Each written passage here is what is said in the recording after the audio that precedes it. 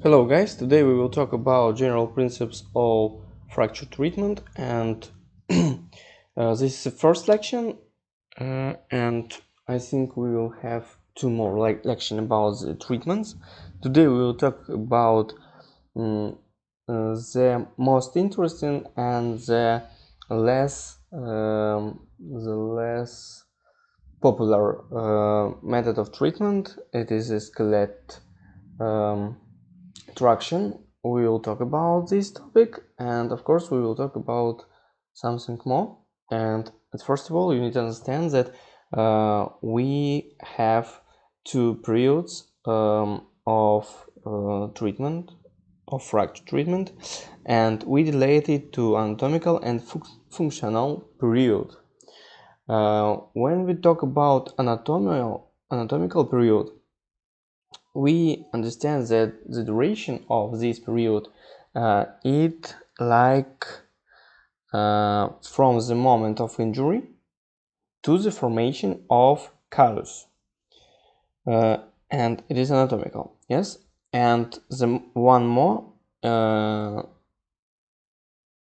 we need to understand that it is period what corresponds to the period of immobilization. In the anatomical integrity of the damaged limb structures is restored. It is anatomical. What about functional? When we talk about functional period, it duration with the formation of callus, yes, it's start of this period, and it will end with the restoration of the patient's ability to work. There is a restoration of the functional capabilities of the bone, tender muscle, articular apparatus of the limb.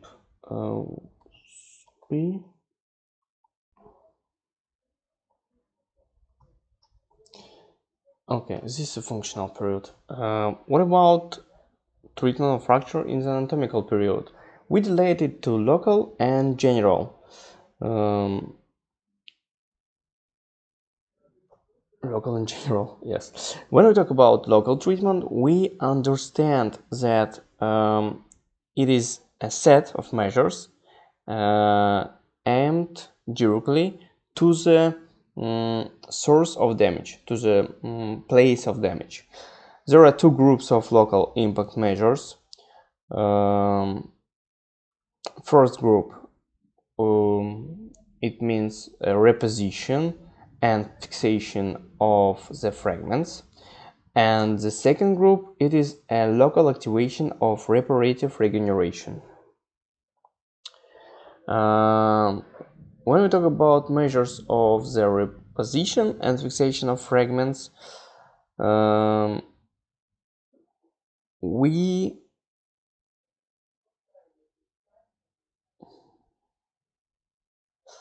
understand that comparison and retention of bone fragments in the position necessary for fusion can be provided by conservative and operative methods, as well as by compression, distraction, osteosynthesis. And if we talk about conservative, we understand that there we don't have a bloodless. Treating fractures of the bones of the extremities is used in closed, uncomplicated injuries, or when complications do not require urgent surgical aids.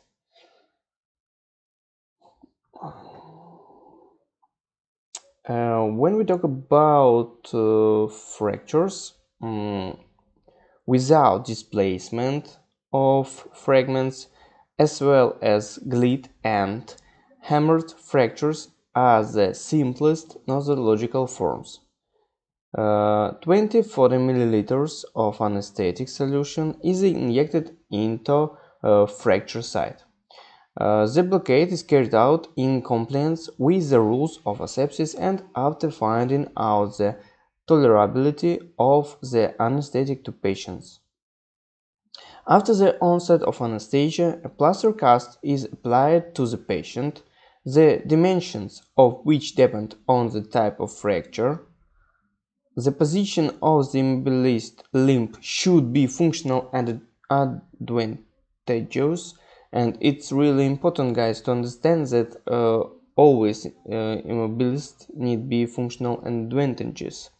It means that in case of contractures, if patient will have contractures or ankylosis, the patient could use the damaged limb. Circular plaster bandage for acute trauma should be applied in a hospital. Why you see there a question? And because we can use circular bandage just in hospitals, where the patient should be at least 1 or 2 days from the moment of immobilization. If we talk about outpatient settings, such bandage should be applied with great care, remembering the possibility of swelling and compression of the limb. That means circular bandage we use just in a hospital treatment.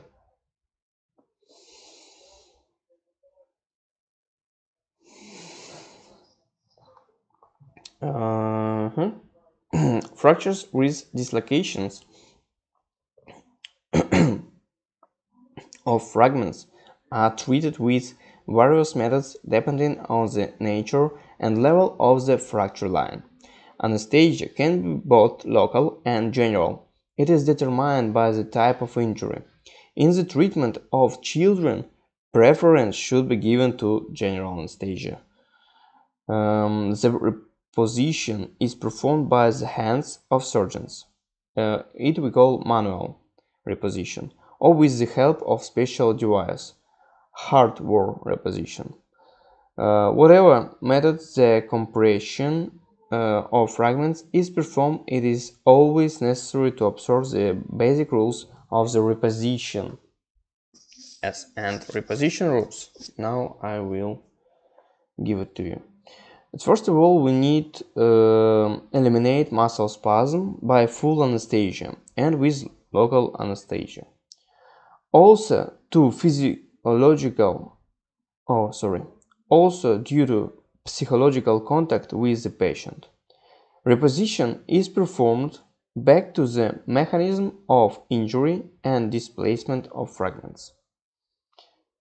The peripheral fragment is installed by the central fragment. Limbs give a functionally advantageous positions. Finish the manipulation by applying a plaster or other immobilizing bandage. Okay, now we will talk about manual reposition with the plaster immobilization, and there you see a picture with reposition of humor.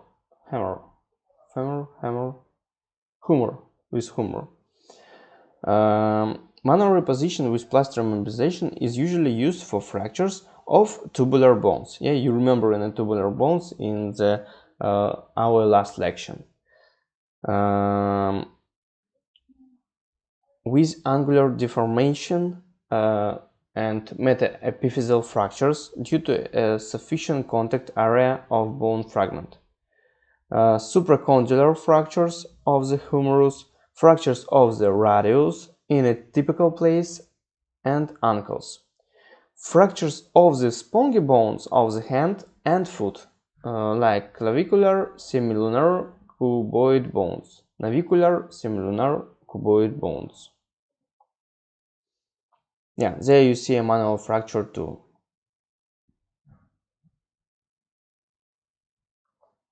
Manual, not fracture, manual reposition. Okay, and now we will talk about skeletal traction.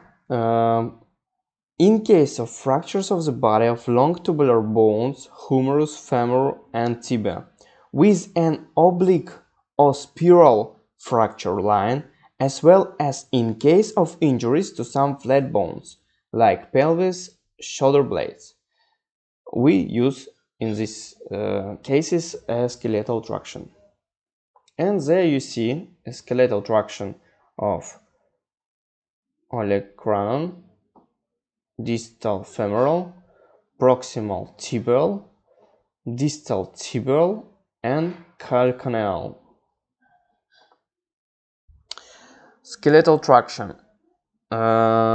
It's a functional method of fracture treatment in which it is necessary to clearly know and follow the principle emanating from anatomical and physiological positions. Under local infiltration anesthesia, a metal spoke is carried out through certain points depending on the fracture site on which the bracket is mounted.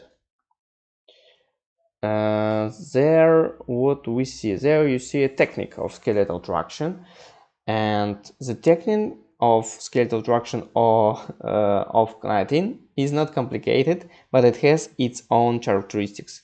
The surgical field and the surgeon's hands are treated in a classical way. This like operation. Palpationally find the bone landmarks through which the needle will be held. These points are marked with a solution of brilliant green or another marker. An anesthetic is injected into the designated areas, starting with a lemon peel, and the tissues are infiltrated layer by layer to the bone. And at the exit site, the anesthesia area should be much wider, since the needle may deviate and exit not where the surgeon needs it. The skin is retreated and slightly displaced proximally, not distal.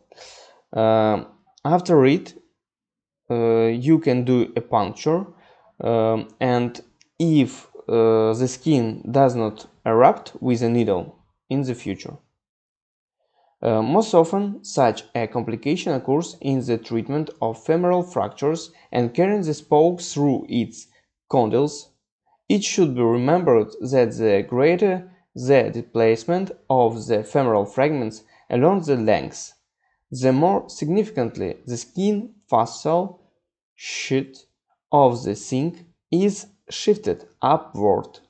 Then, with a needle loaded into a drill, soft tissue are simultaneously pierced to the bone from the side where large vessels, nerves, or other formation pass.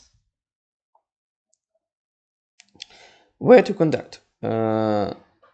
So, in the suprapubic region, the needle is carried out from the outside to the inside, through the tuberosity of the tibia, also from the outside to the inside, through the condyles of the femur, from the inside to the outside, through the ulnar process, from the inside to the outside.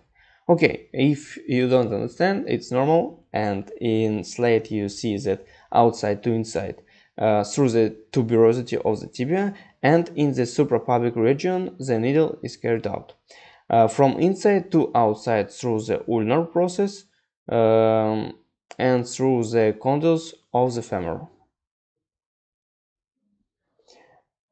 What can be damaged with our reposition? We can damage ligaments,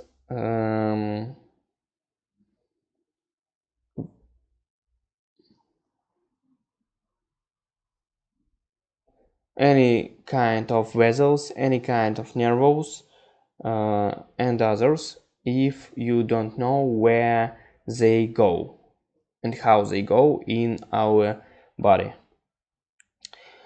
Okay, there you see a fix, a staples, how we fix the spokes. The spanned needle is fixed in a sito, in a not sito, staple sito or Kirchner.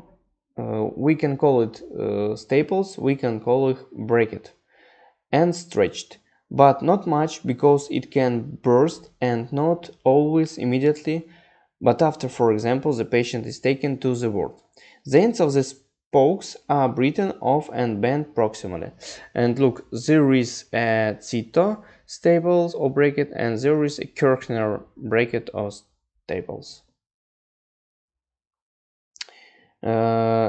After or before you transporting the patient to the ward, it is necessary to conduct a test of the strength of the fixation of the spokes in the bone.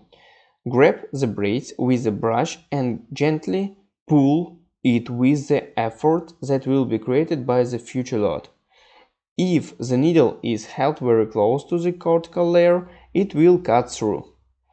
A poor quality or too stretched spoke will burst. In all cases of unsuccessful application of skeletal traction, it is necessary to dismantle the bracket, remove the spoke, and repeat the manipulation first, achieving a high quality competition. Wounds. The wounds at the puncture points of the skin are closed with gauze balls. Gauze balls or with bandage balls. With alcohol and pressed with rubber stoppers. Yeah, you see it. Previously worn as spoke. On a spoke. The next one, what we need, it's using of splitting, and for upper limb we use diverting or abduction splint. Yeah, you see it there. And for the lower limb we use a splint of Beller, Sito and Shulutko. There you see a Beller splinting, and it is the most popular splint. And there you see a Shulutko splint. It's not the most popular. Splint of Sito I don't find for a leg. I know just splint of Sito, Sito splint for upper limb. Okay, damper. It is this one. Damper, it is a steel spiral spring, is attached to the bracket, which serves to dampen sharp vibration and smooth traction. What about traction? A strong thin cord, you see it, which is thrown over the bus blocks, and a lot of the desired sizes is suspended to the end. And you need to know the weight of these cargos. If we talk, the following loads are most often used with a fracture of the humerus, it is 3 or 4 kilograms, the femur for 12 kilograms, the femoral neck and trochanter for 6 kilograms, lower leg diaphysis 5-8 kilograms, and vertical fractures of the pelvic bones 8-14 kilograms. Not more. Fractures of the large segments. If we talk about these fractures, it's like a femur, pelvic bones with a significant mixture of fragments. Especially in stale cases, skeletal traction is used simultaneously for the thigh and lower leg calcaneus with large loads of 12-15 kilograms or more. Yes. There is, yes, we have skeletal fracture for femur, yes, this one, and for tibial, this one.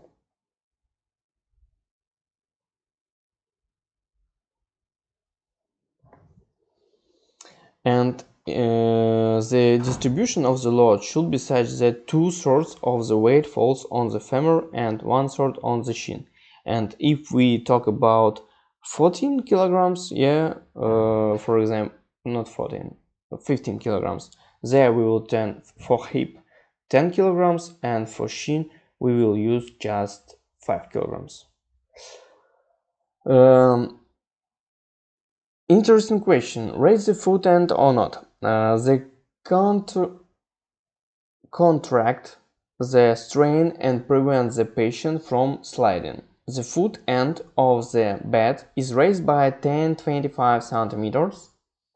In elderly people, in order to prevent complication from the cardiovascular and respiratory systems, the raise should be minimal, with its complete exclusion, in some cases, and a reduction in the load. Stages of skeletal traction. The whole process of fracture treatment by skeletal traction can be divided into 3 stages. First stage is reposition. The duration of the first stage is from 1 to 10 days. The purpose of the stage is the reposition. For dynamic monitoring of the position of fragments, measurement of a broken limb segment with a centimeter tape is used before and during stretching, comparing the data with a segment of a healthy limb. As soon as the indicators become the same, a control radiography can be performed. This simple and affordable control method helps to avoid frequent and unnecessary X-ray examinations. That means that in period of reposition, we just do a skeletal traction. In period of immobilization and stimulation of osteogenesis, second period, if the reposition is successful, we start this period, and its purpose is to keep the fragments in the correct position and stimulate osteogenesis. From the moment the fragments are compared, they wait 2-3 days, and then the load is gradually reduced by a third. Perform a control radiography of the affected area and continue stretching until the formation of a soft callus. It means 4 or 6 weeks from the moment of reposition. The next one is time of consolidation. It's the third stage, consists of replacing skeletal traction with a plaster cast until complete consolidation, for example 2 or 4 months. If necessary, the patient is left on skeletal extension until the fracture is completely healed. Okay guys, for today that's all. Won't give you much information. This information for your head. Yes, please remember in it. Thank you very much for your attention and see you later. Bye bye.